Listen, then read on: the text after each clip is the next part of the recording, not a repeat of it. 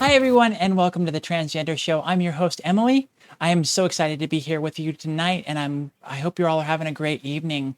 I wanted to take a quick second before we get into introducing our guests to talk about some of the milestones that we're at and some of the fun things I thought about today.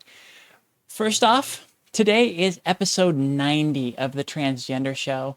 We mark them as season numbers. We're on the third season, I think it's episode 8 today, but overall it's episode 90. Last year in 2021, we had 51 episodes out of a possible 52 in the 52 weeks. So I was going over some things with our new director of media, Mimi, and going through some of those things. I was just like, oh, that's pretty cool. I want to talk about that tonight.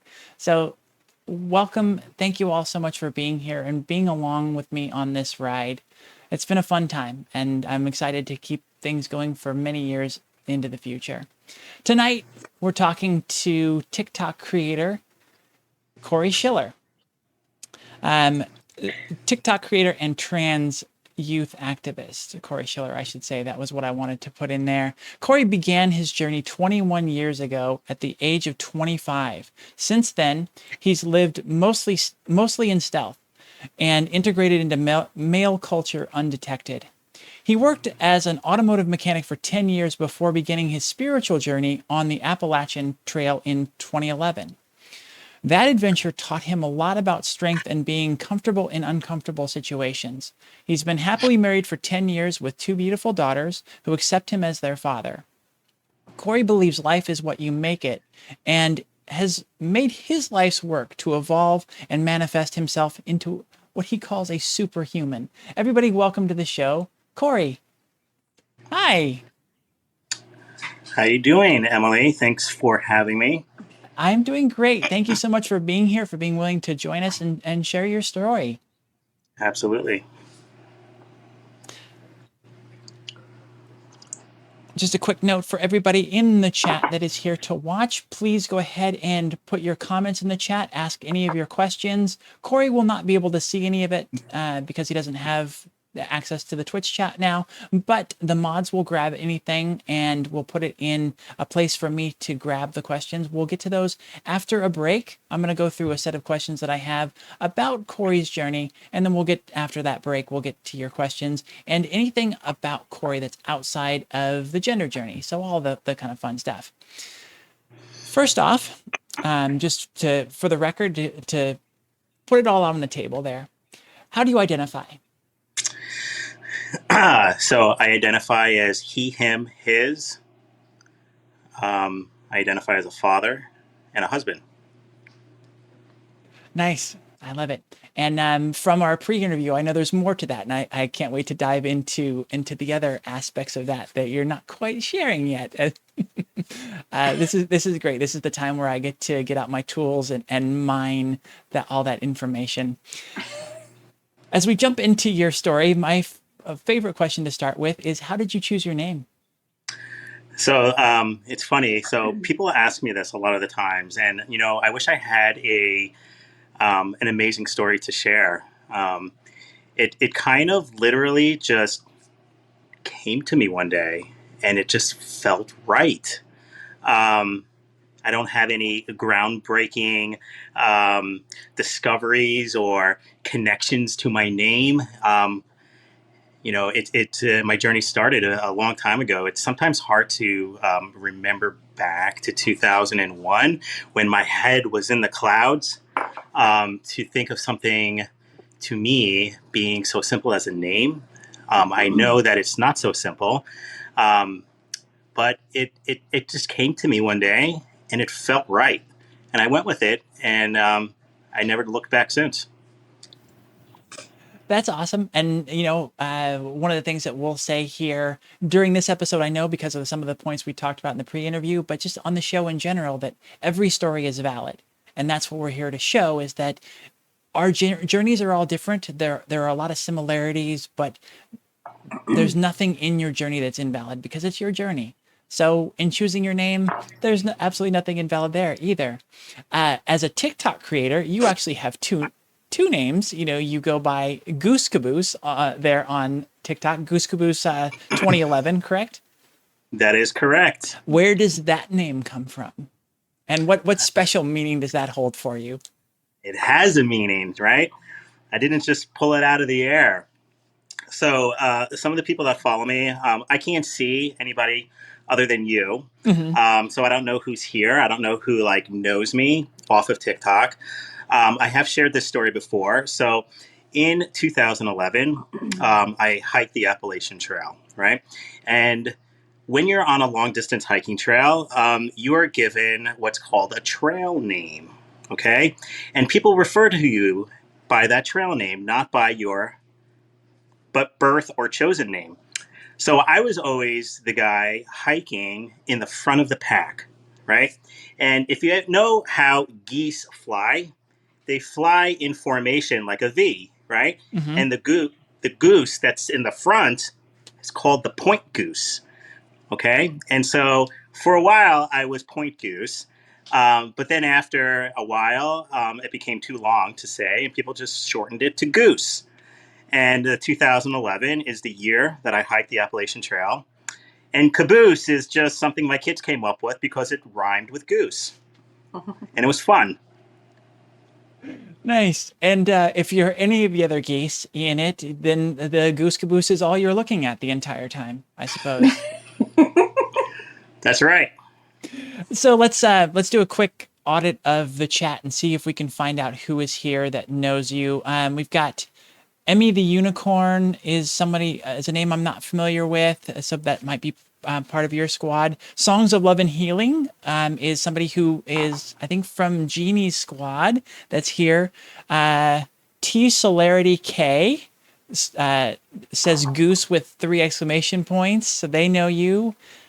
Jeannie, of course. Let's see who else. Is there an Emily in there? I'm assuming that would be the Emmy, right? I would, I thought yeah, Emmy the Unicorn, probably. that makes sense. Yeah, she would be a unicorn. She would be a unicorn.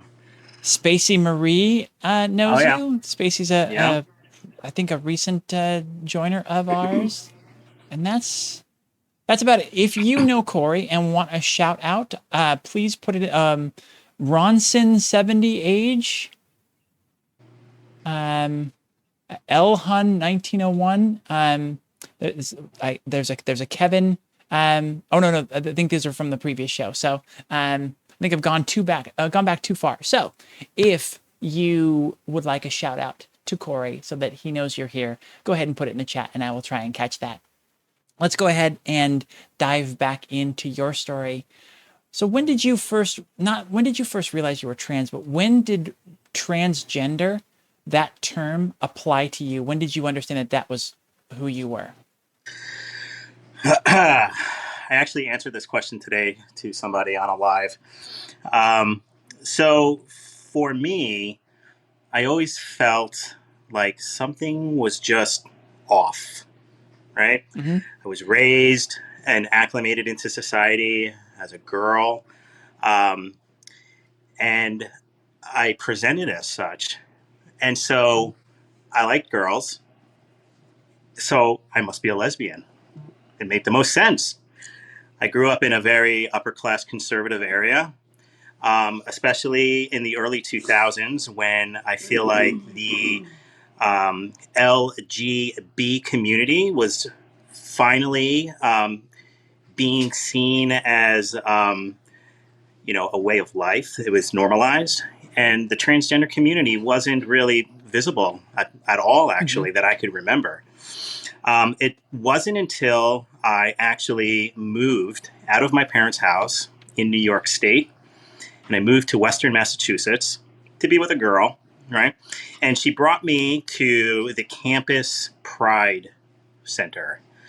And after we left there, she had asked me, so what did you think of so and so? And I was like, I don't know, he's fine. He's like a regular dude, right? And she's like, no, well, he is a transgender man. And I was like, what is that? What is that? I don't know what that means. She explained it to me, and I was like, what? That's a thing? That's a thing? I was like, holy crap. This is like the last puzzle piece right here. It made the most sense. It literally made everything in my life make sense at that very moment. I actually remember that moment. I was sitting in the car in the parking lot. We hadn't left the campus yet. And I was like, my world like just opened up completely. So that was the first time that I actually understood and actually heard the term transgender. Mhm. And that was probably in like 2000 and no, uh, late 90s, to be fair, late 90s. And it was at that moment that I was just like, this is me. This is what I have to do. This is what I have to do. And I went from there. Wow. So there's your egg crack moment, and it sort of didn't even crack; it just exploded. And when was it? How long after that did you actually start transitioning? So I feel like I began. So I have a unique story because I feel like a lot of people aren't offered this opportunity in the fact that I was able to literally pick up my life and move someplace where nobody knew me and basically start completely over. I didn't have to worry about transitioning at work or at school or anything like that. I I just blend right in, right? And that it was probably 2 year and a half, 2 years after that first realization um, that I began to socially transition. So I was always very like masculine presenting, um, but you could still tell that I was just like a typical um, lesbian, as they would call it, right? Butch lesbian. Um, because every time I started to talk, people just knew because of my voice, and I had obvious girl parts and stuff like that, and it was amazing to be able to be seen for the first time as a man. Um, and then I looked further. It was difficult. It was difficult to medically transition in the early 2000s.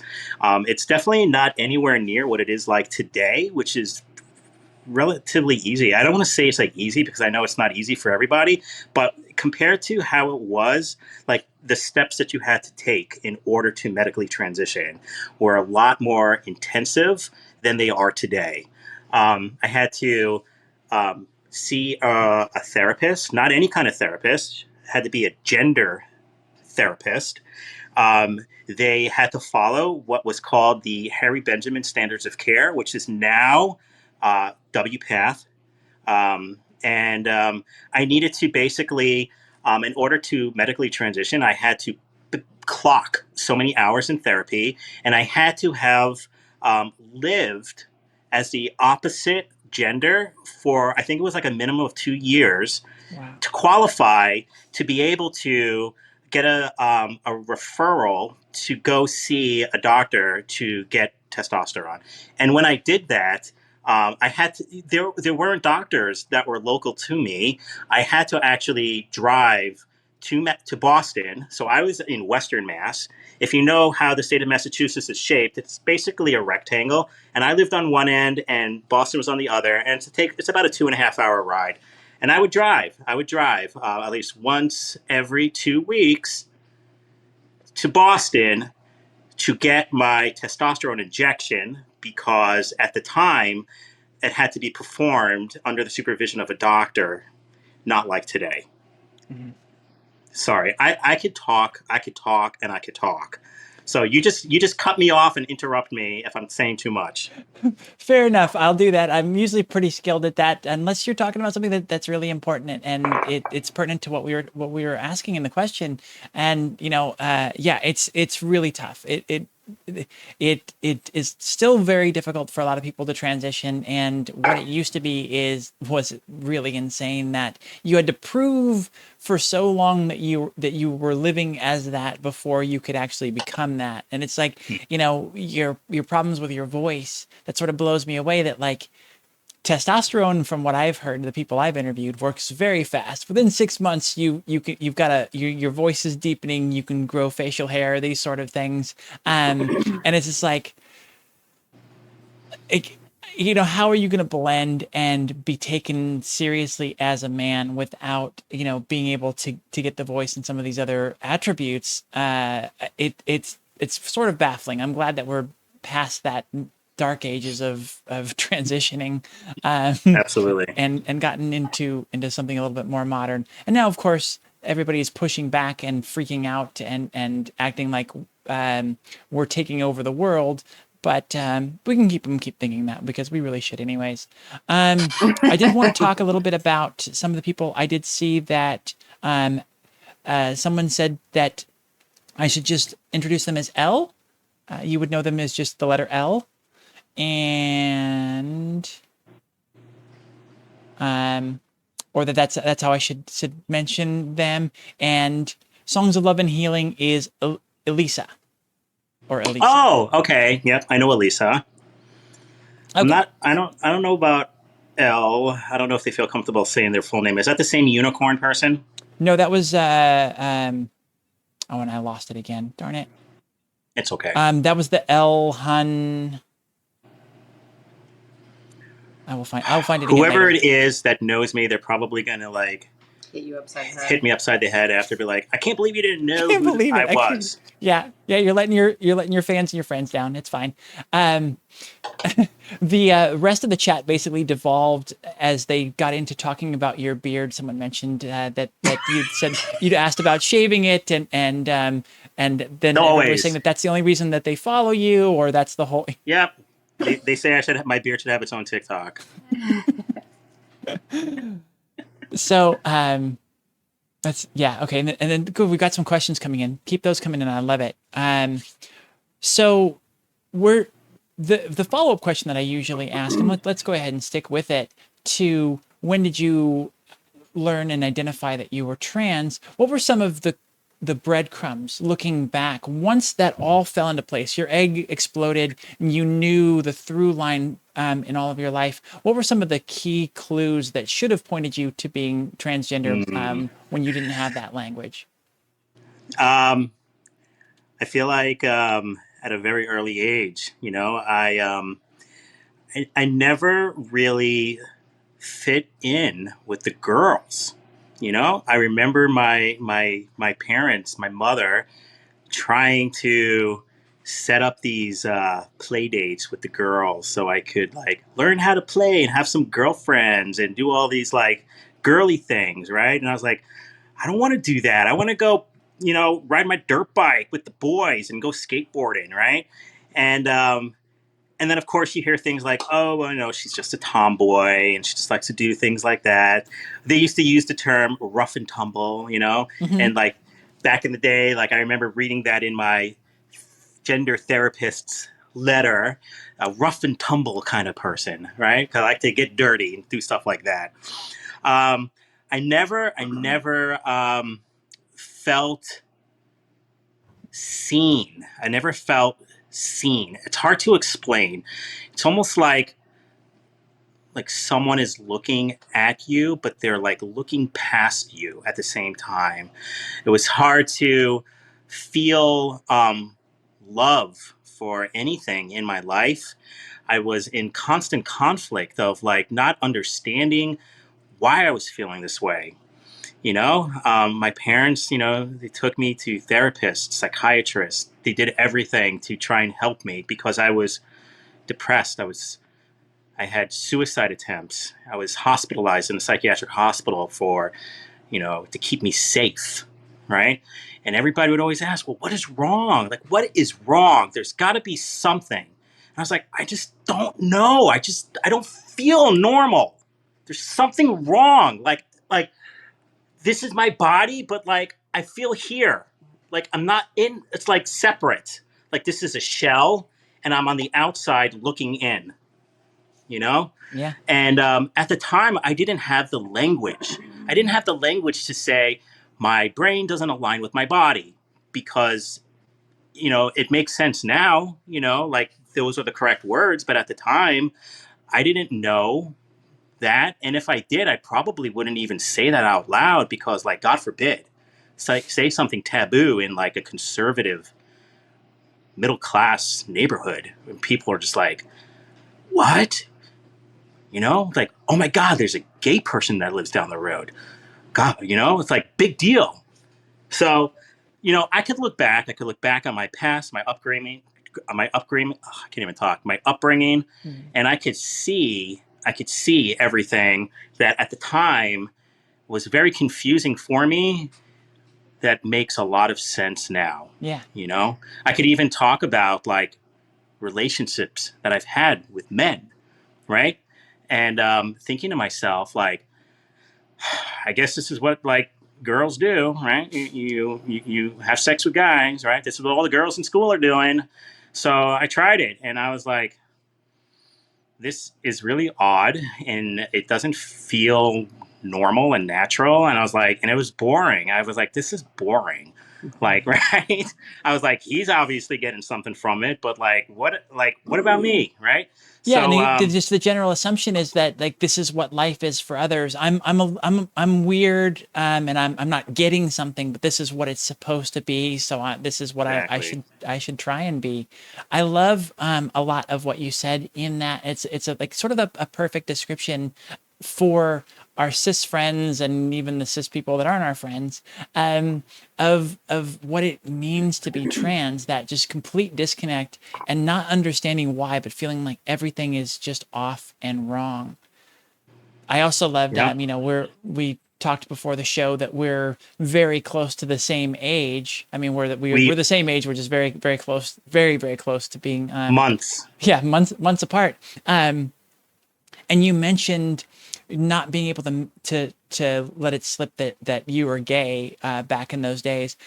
My perspective, I remember, like, there were people in the public sphere that sort of everybody knew were gay, but you like nobody talked about it. It wasn't like publicly out. Like even Elton John, from what I remember being a kid in the late 80s, early 90s, was like everybody thought he was gay, but no one like ever like talked about it, and like it wasn't something public. It was Mm-hmm. just this weird thing of like we knew all these people were or suspected they were, but nobody was talking about it. So yeah, I mean, being gay was that.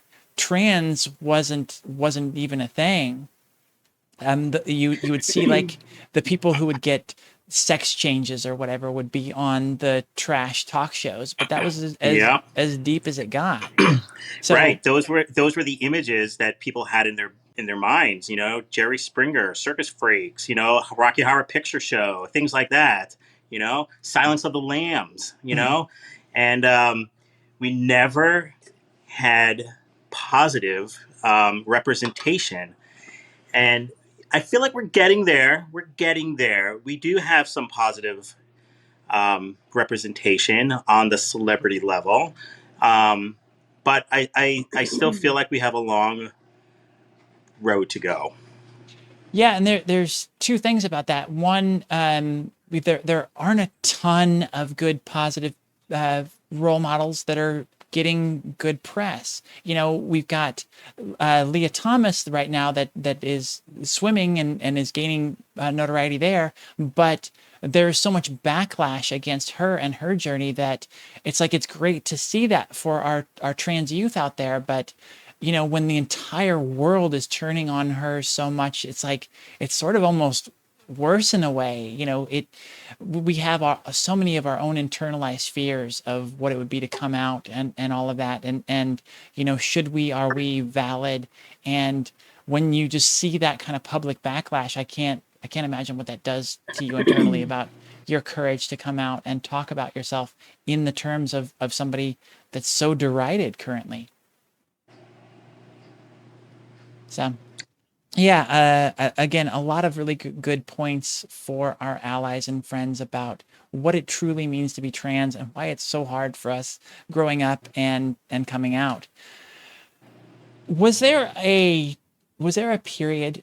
You mentioned your egg cracking. Was there a period where you had to come to terms and learn to accept the fact that you were trans? Did you struggle with that in any way, or was that just such a relief for you to hear and to be able to connect those dots that it was just like, let's go?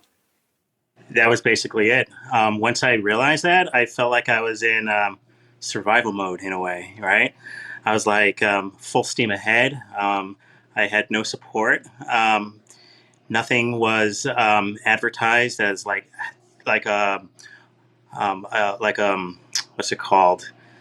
Like a guidebook. There was no guidebook. There was no. I didn't have any other trans people to look up to or to help to guide me. You know, I was doing a lot of like just looking and just like calling random doctors on my own and having to basically, share my story to each of these doctors, and hopefully one of them will accept me and take me on, Mm-hmm. as a patient, you know.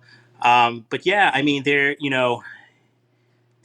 my experience was just very much like, as soon as I realized that what I had to do, I have a strong personality type of being. My wife likes to say I'm very impulsive, and like when I get something in my head, I will not let it drop until I fulfill it. Okay, and it's not just my transition; it's like across the board, everything in my life. Mm-hmm.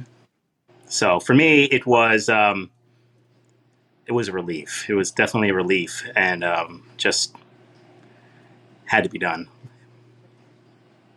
You mentioned earlier that you were able to change towns and kind of go through a lot of this in your own safe space where you were writing the story as it was happening. Was there, I know there were some areas where you did need to come out and, tell people that you were transgender and were going to be transitioning. How did you approach that? And was there a method that you used in a lot of cases, or, what were some of the different ways that you used to come out to the people that you knew? So at the time, I was living in a very, fortunately, I was living in a very um, accepting town in Western Massachusetts called Northampton, Massachusetts. They basically call it like the gay mecca of the state, almost like a false reality, because the real world doesn't actually work this way. That happened in this town. Like the mayor of the town was a lesbian. Everybody was gay. It was like a gay heaven, right? Everybody. And Nice. um, I never, I was very, it's so funny. So I'm not on TikTok, so I feel like I could say things that I wouldn't normally be able to say on TikTok because I would get like blocked immediately. Um, You are on TikTok. Jamie's streaming. well, anyway, so one of the words I wasn't allowed to say on TikTok was DYKE. Okay. Uh-huh. And that was like a flag for TikTok. And I said it one time and I got like taken down, whatever. Um, I was, back in the day, that was like, people used that word with pride. They used it with pride. They're like, I'm a proud that, right? And so I was one of those. I was one of those. And I feel like a lot of women in the lesbian community at the time, and I'm sure there's still many out there today, would often say things to me like, we're losing all of our butch lesbians to the trans community. And it was personal to them. It was personal. It's true. It's true. And, there's a lot of die-hard lesbians out there also who are like, I only date women. And you should only date women if you're a lesbian. And if you call yourself a lesbian and then you go and you date a man, then you're a fraud, Mm-hmm. right? So I was actually nervous to come out to some of my friends, and a lot of people I didn't, because the town that I lived in is very much a transient town of college students. Okay, so people come and go every like 2 to 4 years, and I feel like the hardest person that I had to come out to were my parents. I come from a very um, conservative Jewish family with a long lineage in, the Holocaust and all of this stuff, right? My father's a pharmacist. I have pharmacists in my family, people who understand what taking hormones does to the body. And I wrote them a long email first because I knew that I would not be able to say everything that I wanted to say if I was right in front of them, because I'm very in tune with people's like body language and reactions when I'm saying things to them. So I was able to write them an email. I gave them a week. I followed up with them. I didn't talk to my parents for probably like a good year. Okay. It took about 10 years, 10 years for my parents to take down the old pictures on the walls in my house and use the proper name and pronouns. It took them a long time, but they finally came around, and we are closer than ever now, as I am with my two brothers. I have an older brother and a younger brother. Long-winded answer, Emily. Well, see, the thing is sometimes I will let you go because you are not only answering the question that I asked, but then you'll answer the follow-up questions. So it's just like, I'll just let you keep going. It's fine. I took two out. Um, yeah, because after asking, what were some of the techniques you used for coming out, we talk about how successful those were, and then who was your most difficult to come out. One of the things I love to talk about here on the Transverse in general and with our community is the idea of patience. And it sounded like that was something you learned very strongly with your parents, and the fact that it took 10 years. What is your perspective now on the patience needed and involved in transitioning? The patience in transitioning. Yeah. Another great question. Another question that I get asked a ton of, like, how long is it going to take for me to grow facial hair? How long did it take you to do this? How long before this happens? And my answer is, you know, it's called a journey for a reason, right? And in a journey, it's not always going to be easy, um, and it's hard. It's really effing hard, because the decisions that you make in your life, as in order to be happy and successful, affect the lives of other people as well. And that was a really hard concept for me to grasp because I always grew up very close to my family, and I knew that they were struggling and were uncomfortable with it because it's like a domino effect, right? So I go home to see my parents. I go out to lunch with my parents.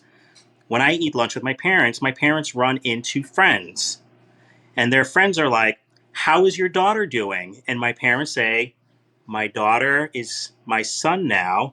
And then that opens up a whole new box of questions that my parents now have to field and answer and support. Mm-hmm. Um, so it's it takes patience.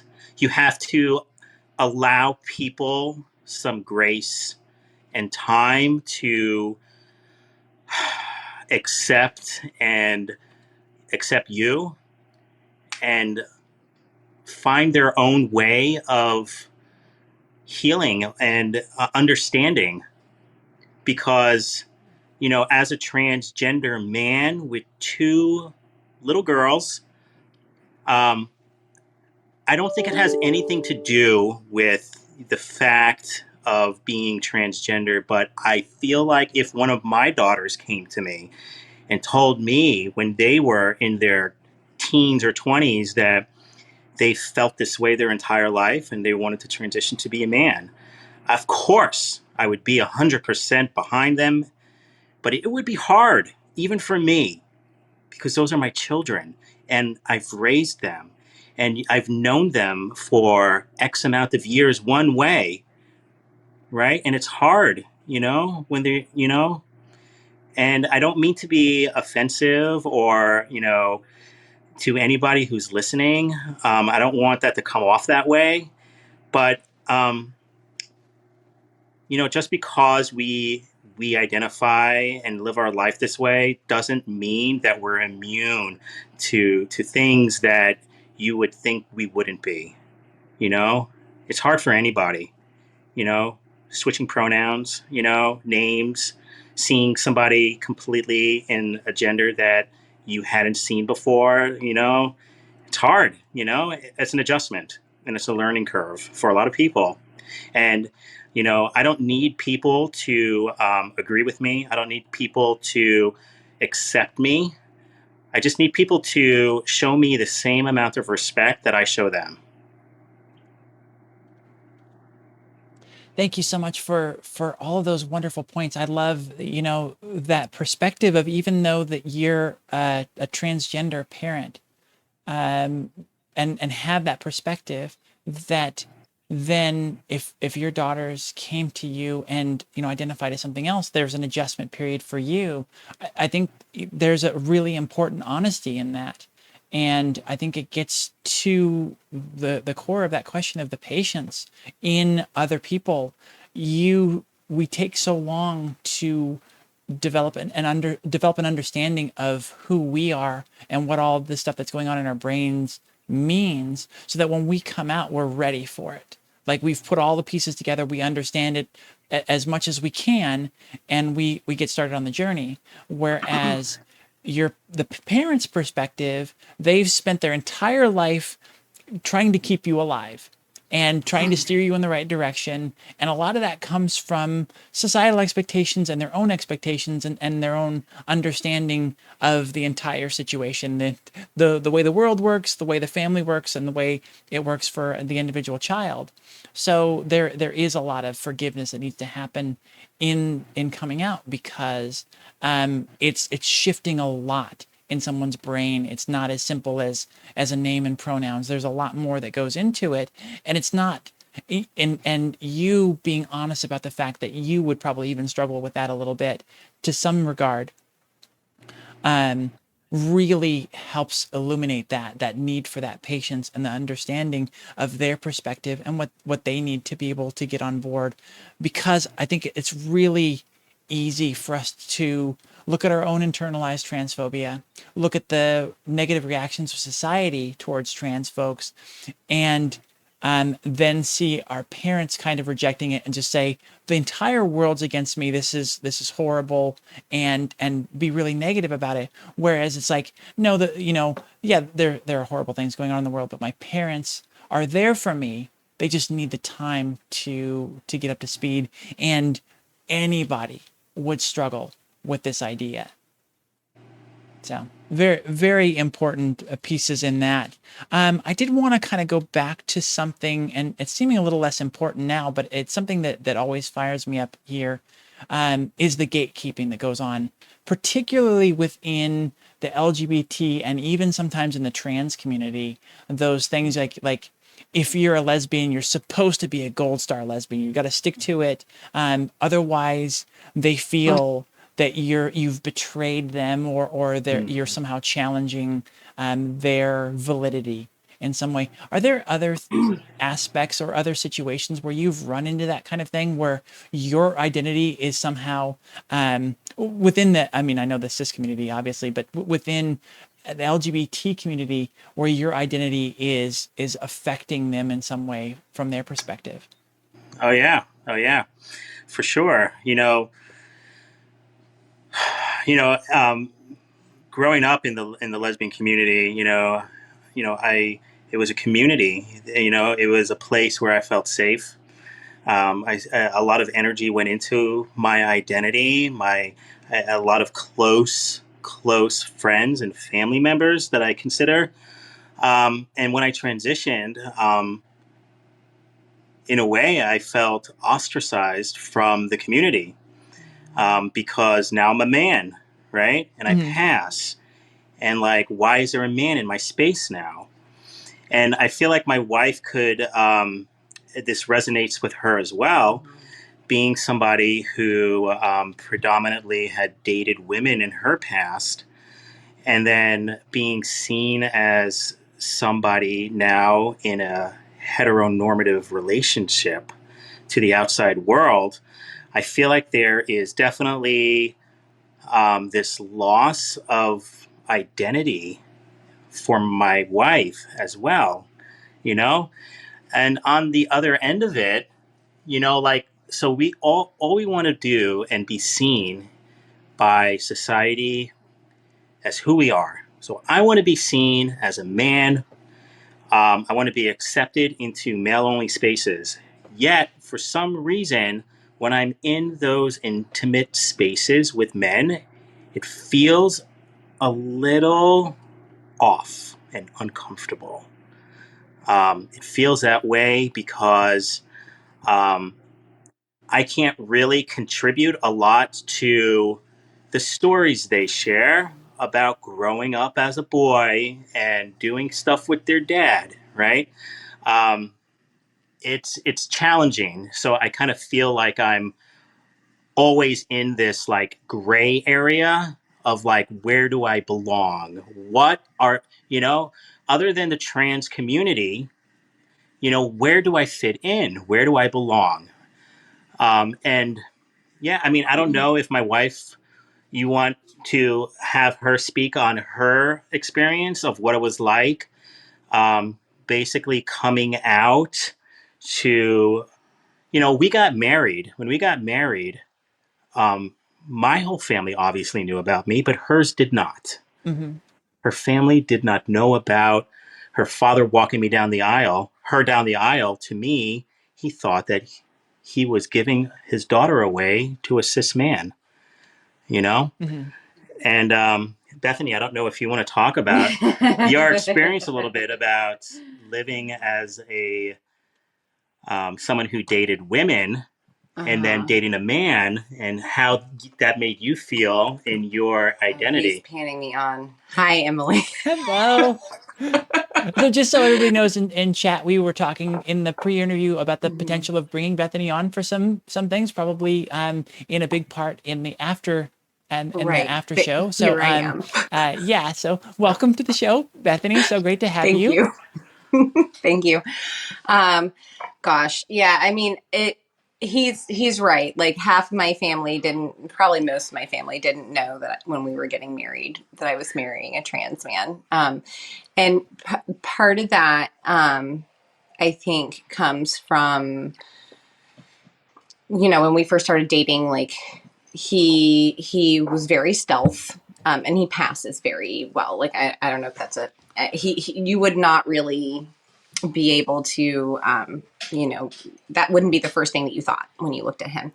So, yeah, I think my family was a little surprised when I started dating a guy. Some of them I told, the ones that I trusted and felt comfortable with. I had a little bit of a tumultuous relationship with my dad. So that was kind of like I was like, I just kind of want him to walk me down the aisle. Mm-hmm.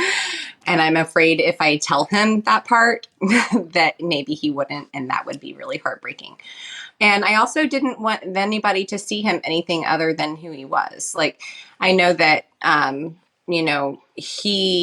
the way he feels, he just wants people to see him as a man. And I didn't want to make it a thing. I wanted my family to see him like that. And I didn't necessarily trust all of them to be, that gracious. We have since resolved all of that. My entire family is aware. And they've all been wonderful. They've all been really wonderful. I can't really say that it was a terrible thing. Mm-hmm. But I mean, there must have been something, you have to approach them at some point in your youth and say, I'm a lesbian, and come out to them as that. And then you, you So then it kind have to of come out to like, them as now. then it kind of fits the narrative of like, oh, it was just a phase. Right. Well, I'd say, so I grew up in the South, which is not exactly the most accepting place for, gay people. And my dad was a Methodist minister. So I just kind of I moved out of the South because I wanted to be in a community that was going to be more accepting of me. Like after I graduated, I moved up to Boston Mhm. because they were the first place to legalize gay marriage. Like that was a thing, and I was like, "Whoa, that's a thing! I can actually be queer in Boston and actually live my life." So I'm going to go move there. See you later, guys. But yeah, I think going back to the point that Corey was making, though, like it is a loss of community. I feel like at first we do have to constantly work at reaching out to other queer people in order to maintain that connection because we do appear to be a heterosexual couple.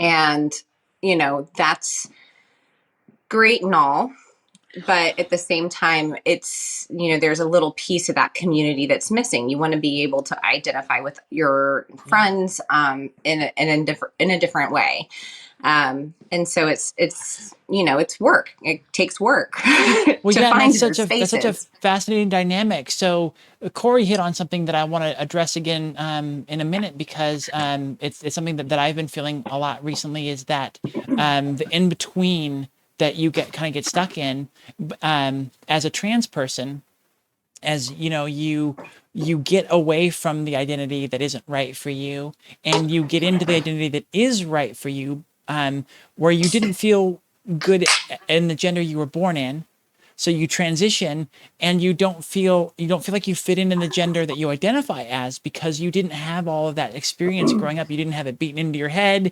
You just don't have that right perspective. So you just, yeah, that gray area where you feel like disconnected. And then from Bethany's perspective, the way it worked out is she appears now to be heteronormative, and on one hand seems to have eschewed her community, and people feel like, oh, you're just in a phase, but then you blend perfectly into cis normative society and have to prove your your queerness constantly to the gay community. And I just think that wow, those dynamics together play into making it for a really interesting emotional relationship.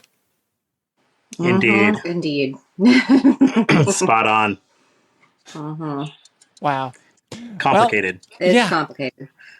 Well, Bethany, I'm sorry that you have had to go through that because of this. Like that must make it very difficult. It's worth it. It's worth it. I Well, always, he's I, worth it, right? Like He's worth it. but him. I always say that it's a lot easier for me to date her than it is for her to date me. Yeah. Yeah, it's funny. Wow. That's fascinating. Thank you both so much for sharing that. And I can't wait to get Bethany back on. She made her need her own episode now. So, you mentioned early on, we're old. There wasn't even the term trans when this could have started for us. What was it like for you when you first started to seek out trans community? I know my personal experience and why I like to ask this is there was a bit of a false start and I wasn't ready for it. So I kind of had a backlash and it took me a long time to be able to get back out there and find a community. When you first tried to find other people like you, what was that experience like? Um, I actually I didn't. I didn't. So I'm a little bit of an introvert. I don't really like people that much. It's hard. I get pretty bad like social anxiety, right? So I usually have to be pushed pretty hard to do things that are uncomfortable. Um, and at the time, my therapist that I was seeing told me about this transgender camp out in central Massachusetts. It was just guys, trans dudes, right? Ooh. And I was like, what am I gonna do? Well, like, I'm just gonna go camping. Yeah, okay. So I went, and I met my best friend there, actually, that I'm still friends with now. That he basically, transitioned maybe like a month or two before me. But outside of that, I didn't have a community. I didn't have a community.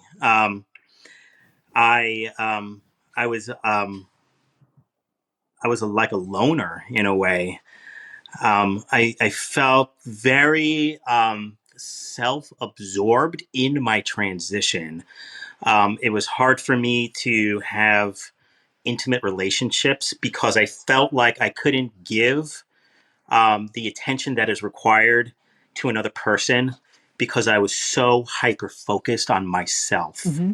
It was all about me, right? And what I needed to do in order to, and I think that's normal for when people are first transitioning, right? They're learning. It's brand new. When you're young, your family, your parents, they guide you. They guide you one way or the other of like, this is what boys do. This is what girls do. You dress like this. You play with these kind of things. And then you turn 25 years old and it's basically like being dropped on the doorstep, right? With no supervision, no guidance whatsoever. And you're like, well, what the fuck do I do now? I don't have anybody showing me and teaching me how to be a man, right?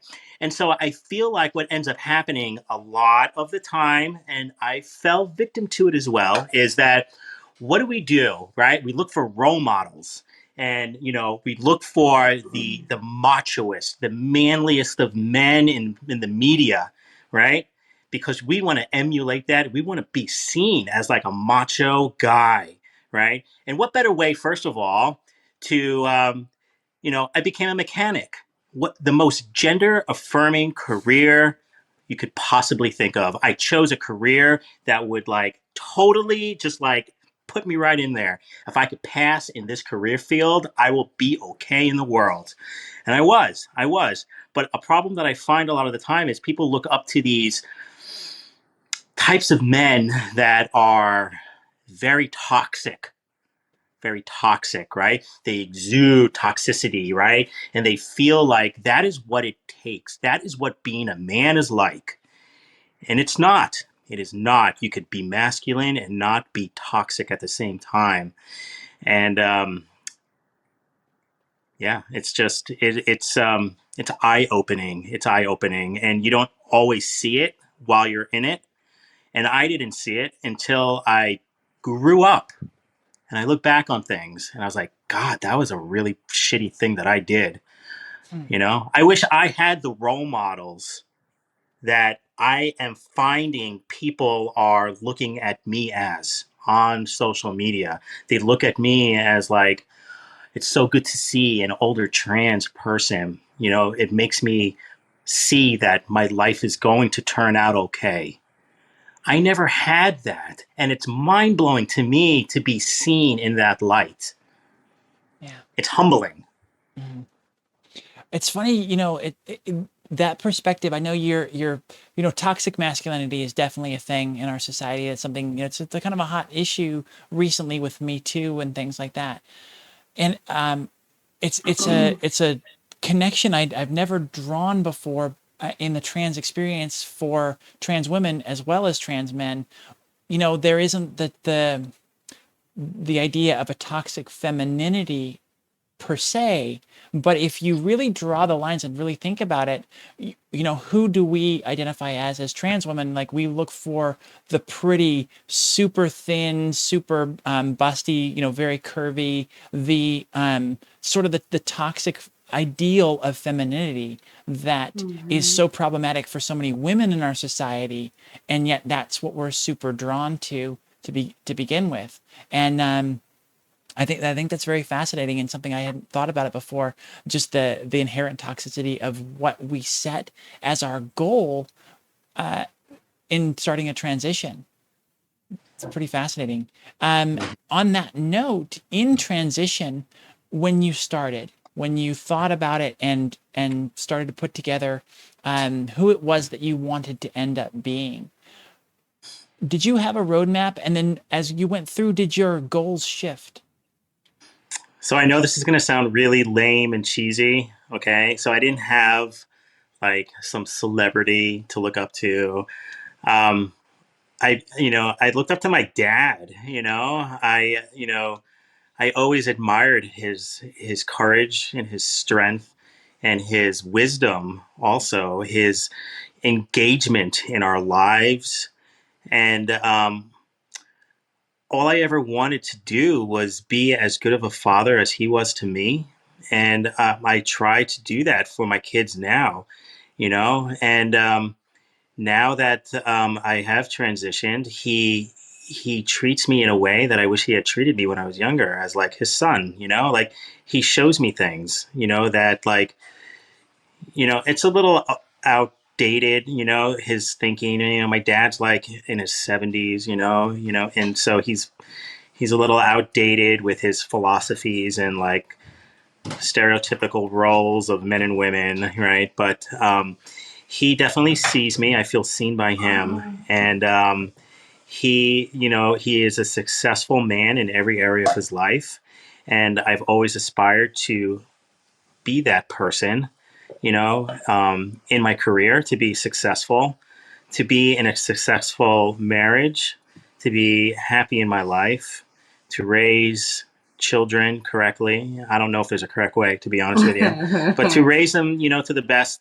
that I can, to show them, every angle of life that is available to them, introduce them to different types of people, different families, and allow them to grow in any direction that they want. And I thank my dad for that immensely. And I've told him that many times. It's interesting. Mimi brings up something. I don't think that this will resonate with you, but I'm just kind of curious in that, because as you set out to find role models, you found some toxic ones, but you also wanted to model yourself after your dad. Mimi mentions that one of the reasons she was pushed towards transition was she didn't want to end up like her dad, and I that's something that resonates with me. Just like, that's just that there was that example of what I absolutely knew I didn't want to become, and as I started thinking about identifying as transgender, that was actually a problem for me. That is it just that I reject masculinity in some way that that is kind of causing this? Like, is it sort of like an invalidating reason? Was there anything like that with you, with your relationship with your mother? Oh, that's a good question. No, I mean, I feel like I've also taken attributes of her with me along the way, for better or worse, right? My mother is an extremely strong woman. She was born in 1947, right after World War II in Germany, after my grandparents survived the Holocaust. They moved here when she was 5 years old to Manhattan, and they had to survive. My mother is a survivor, and she is strong. She is basically the glue that holds our family together. And I feel like, I never really saw her as somebody that like I didn't want to be, yeah, of course, like, physically, I didn't want to be like, and, I was the only girl of two boys, I was the only girl in the family. So of course my parents were like, hoping, that I would, have a family and birth my own children and do all that stuff, and, but they love me for who I am. And, I think my parents did a wonderful job raising all of us. I know that they would, may disagree if you ask them that question. But I definitely feel like I'm proud of my upbringing. I'm proud of, my having being fortunate to have so loving and accepting parents, as well as two wonderful brothers who are also very accepting, even though one of them is in a very strict religious sect of Judaism, which would not normally accept me.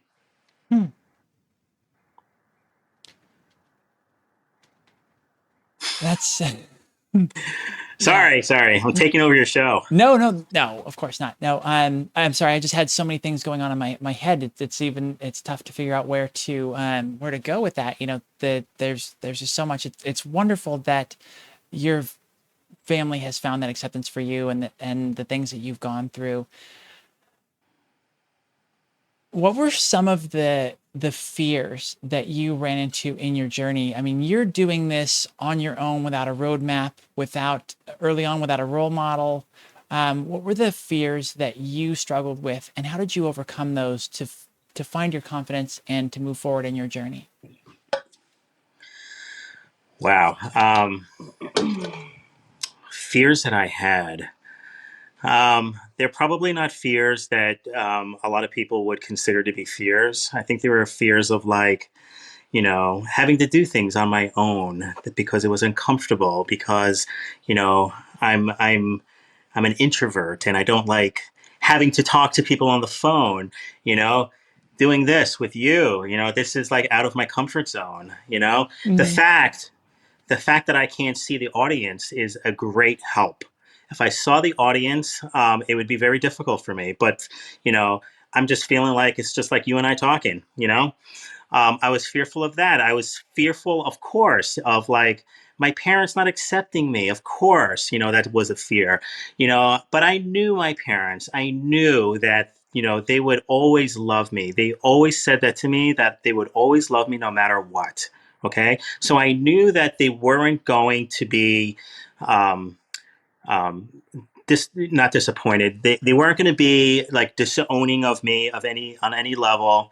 I was fearful of things that weren't proven to be successful, as far as like HRT.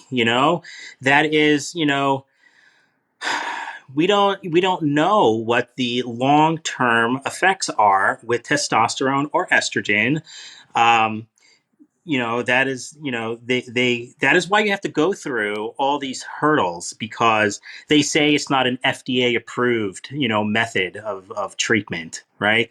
And that there's no um, there's not enough science or research to be able to say like what the long-term effects will be. So of course, right, like everybody has fears, but those fears didn't outweigh how I felt. Like I was willing to take on any risks that may have been presented to me, because I didn't feel like I could physically live in this world without transitioning. Yeah, yeah, it's the truth, and I'm so sad to hear the very common thread for a lot of trans folks, and that is that period of struggle that you had where before you were able to transition, before you even knew you were trans, of the self-harm and those those really dark thoughts, something that I definitely went through and experienced myself. um and so I mean, I'm just glad to see that we both made it to the other side of it, right? Yeah, Emily, so do I. And it just kind of made me think of something. So I have a lot of tattoos on my body, right? And people always ask me, they're whole fascinated of like, can you give us a tattoo tour? Tell us what your tattoos mean, right? Mm-hmm. And to be fair, a lot of my tattoos cover up a lot of scars on my body that were there from doing a lot of self harm. And you know, I don't tell people that. I don't tell people that because I'm over it. It was a Mm-hmm. time in my life, and I don't want to be reminded of those awful dark years. Yeah. Yeah, and I appreciate that. I understand that completely. I just understand the importance of sitting like this, where we're talking about what a journey looks like for a wide range of different trans folks, to help show other people that these feelings that you're having, the confusion, even down to the really dark stuff, is something that a lot of us go through. You're not alone. You're not unique. You're not a freak. There's nothing wrong with you. You just have to get to the point where you're living your true life, and it all just seems to open up, doesn't it? It sure does. It sure does. And I also feel like Um, Transitioning is not going to is not the magic pill for curing all of your problems in life, which people think will. You know, if you were depressed, if you had financial problems, if you had any kind of troubles in your life, they're still going to be there after you transition. And people feel like I constantly hear like, once I transition, everything will be fine, you know? And for some, maybe it is, you know, but for a lot of people, you know, you get to a point where you're at the apex of your transition, and there, you know, you have shit still in your life that you have to deal with now. Still, it didn't make it go away, you know? I still have anxiety. I had anxiety before, I have anxiety still. I had Well, depression before, I have it still. well, and that key point that, like I said, it's starting to come very front of mind for me, and it really brightly illuminated is that idea that even once you transition, it's hard to just blend in. Medically, it's difficult to blend in with the gender you identify with. If you are one of the few lucky ones that are able to get there, feeling like you truly belong there is still something that's really hard to achieve because you don't have those experiences. So it really in some ways kind of affects you in the same way that the dysphoria did before, of like, I'm not fitting in the same way, the way that I expect to, and you internalize that and say there's something else wrong with me. Absolutely, Emily. Absolutely. People don't understand. They cannot believe when I tell them that I still experience dysphoria. I do. I still experience dysphoria. It is, believe me, it is not like how it used to be. I don't have it every single day, but it does creep up on me. Um, you guys only know me and see me like this. You didn't know me before I transitioned. Like, I could see underneath this beard. I could see my body. I could see who I was, you know? And it still affects me. It's hard to believe, probably, for a lot of people, that when I say I could look in a mirror and still see a girl there looking back at me. Yeah, that was a struggle. That was a tough one. And then I don't know about for you, but I got to this really strange point where, I would have that. I'd put on a nice dress, full face of makeup, jewelry, everything. I'd look in the mirror and I'd see a dude. And then other times I'd wake up in the morning and I hadn't shaved for a day and a half. I had not even just like a 5 o'clock shadow. I had stubble and I looked like trash. And I'd walk past the mirror and I'd go, there she is. I would see Emily. Did you have moments like that where, like, see, sort of even at what you felt was your worst, like you would finally see Corey? Before TikTok, I never talked like this ever. It's kind of therapeutic for me.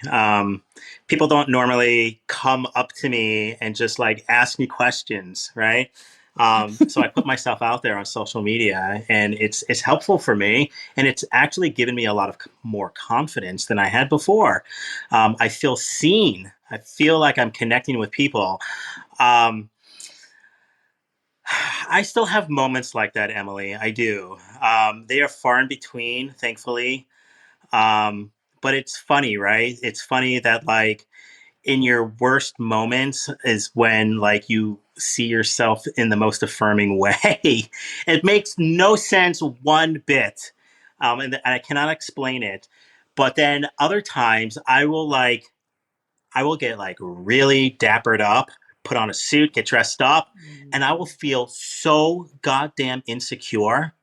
Like, everybody's gonna know that I was once a girl, even though I'm like in a three-piece suit with a tie. I look good, but then when I'm walking around in like a pair of gym shorts and like no shirt on, I'm just like fat hanging out everywhere. I'm just like, you look like a fucking hot dad, you know?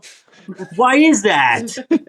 Why can't we feel comfortable in the image that we have in our head of how we want to look? Yeah. It makes no sense. Yeah, and I think it's it's not a cautionary tale because, we did talk about, or you did mention that transition doesn't fix everything in your life. It does fix the way everything feels, though. Like, it does feel better, even in those times when you don't feel like you fit in completely. Like, just you being feels better. And so that is the thing that makes transition worth it. And I think that yeah, even through all of this, and even those moments of the dysphoria, that those dysphoria moments just kind of rock us back all the way to the beginning momentarily. But I think you're then quickly reminded of how blessed you are to be at this place, and it's so much better where you are now. And maybe those reminders are kind of nice of like, oh yeah, I've really made it a long way, haven't I? Yeah, absolutely. Absolutely. And, people ask me like, how do you deal with the dysphoria? And I try and do things in my life that I can do to eliminate it. One of the biggest forms of dysphoria that I had was having to self-inject myself with testosterone every 2 weeks. It was a constant reminder that I had to do this thing. And it kind of like always like punched me in the face when that happened. And so in order to um, mitigate that situation, I started to just use a different form of testosterone where I have implants done at a doctor's office. Mm-hmm. They're pellets that go under my skin that get changed out. That don't get changed out. They dissolve in every 4 to 5 months. And in my mind, I'm just going into the office to have a procedure done, and I don't have to worry or think about giving myself injections. And that eliminated that level of dysphoria. So Wow, whatever you can do, to make your life easier, I that's interesting. suppose. I had 1 month's worth of injections, and the problem was is they were too expensive. The pills are just so cheap for me, and financially it wasn't something that I wanted to keep doing. Um, it was funny because there was something about it that felt super adult. Like I was like, giving yourself an injection. Like, I'm practically a doctor now. Like, I'm just, because I can handle needles. I can do the whole thing, and do the flicking and keep everything sterile and all that fun You're, stuff. you're so funny. But yeah, there's something. I mean, it's so much more conscious. You're so much more aware of it. It's much more of a procedure. Whereas a pill, you take like, you're taking aspirin or any other thing, or, a lot of Yep. us have to take pills regularly anyways. So it's just not even a thing. And I do appreciate that perspective on find the ways to, to do those things that kind of let it slip into just the day to day, instead of bringing attention to the fact that I am transitioning and reminding yourself. I love that. Absolutely. So as we get towards the end of this section, and we're running quite a bit long, this is going to be a long show if you've got the time for it. I know it's late for y'all, but if you need to cut us off, let me know. I've got 3 final questions here for you. First off, is there anything that you feel you've been able to accomplish because of your transition? Um, I've been able to be seen more in my career. I guess that's the privilege that I walked into. Um, I feel like I'm heard more, and that's not. I mean, it's not always a good thing, right? Because that is what we want to avoid in our culture. The standards of how men and women are treated. I mean, my opinions have not changed one bit, yet I am heard more. Mm-hmm. Um, I don't really have much of a answer for your question. Okay. That's fine. We've got 2 more, and then after the break, I've got so many more questions for you. So we'll get. There's lots to get into. Do you have a favorite thing that you have learned along your journey, either about yourself or about the world around you? Favorite thing I've learned. Um, I mean, I feel like I've learned how to properly integrate into society in a positive way.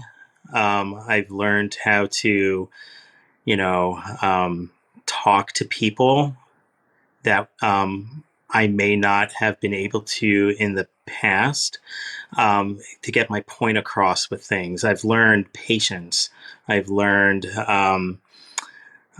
compassion for women. I see things in a way that a lot of cis men do not. I'm able to empathize with a lot of the struggles that women go through. And I guess that's what makes us trans men unique, and maybe desirable for women, because we understand what it's like, and we have that perspective. Mhm. That's beautiful. As we close out this section of the show, what advice do you have to give to young or closeted trans folks out there? Yeah. So I feel like the best advice to give would be to be kind to yourself, give yourself grace and patience, and enjoy the journey that you're on. Like I've said in the past, it's called a journey for a reason. And to just forgive yourself and allow yourself to feel everything that your body and your mind is going through, and that you're not alone. And there is a light at the end of the tunnel, and you'll survive. Very beautiful advice. Thank you for that. As we close out this section, Corey Schiller, thank you so much for coming on the show, being so open and honest, and sharing all of this with our audience. I think it's very important, and a lot of great help has been done tonight. Thank you so much.